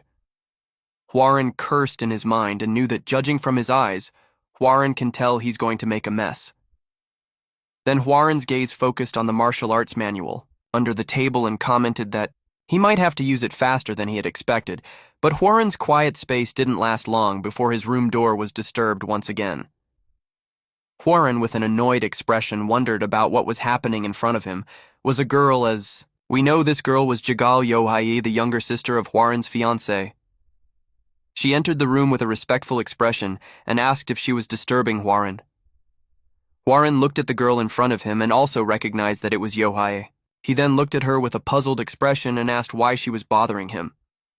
At this moment, Yohei clasped her hands in front of her and stated that she heard Hwarin are leaving tomorrow morning. Hwarin looked at the girl in front of him and silently remarked that she does look like a proper lady. Now she is quite peculiar. This is completely different from the side of her Hwarin saw on Mount Wudang. Hwarin smiled and replied that a longer stay might interfere with Chung Young's training and he also have matters to attend to back home. After hearing Hwarin's answer, Yohai confirmed the information, and then her attitude immediately changed into a playful one. She asked Hwarin for further confirmation. Hwarin really going to get married to her sister? Her eyes looked at Hwarin full of anticipation for his answer. Hwarin sighed and wondered why so many people so interested in their marriage. Hwarin now felt troubled, and he needed to straighten things out the next day. The morning light shone down on the vast courtyard of the Jegal clan. By this time, many had already gathered in the courtyard, and the young man in front of him looked somewhat sad, and asked if Hwarin really had to leave so soon. Hwarin commented that he had greeted the clan head and met Chung Young, so he should leave. The young man felt regretful and thought that Chung Young would be disappointed because Hwarin was leaving too soon. Hwarin then turned to Chung Young, looked at her, and asked if she had anything she wanted to say to him in private. Suddenly, the quiet atmosphere was broken by a voice calling out, "Yang clan heir." Drawing the attention of everyone present in the distance, a group of people appeared. Among them was the man whose lover Hwarin had taken, and now he had shown up here with bad intentions. He acted respectfully, clasped his hands before Hwarin, and announced to everyone present, Ijokwang, the Azure Cloud Dragon Blade of the Songchun clan, requests for a duel with the heir to the Tianzhong clan. His challenge came at this exact moment, and he smiled confidently as if certain that he could defeat Hwarin.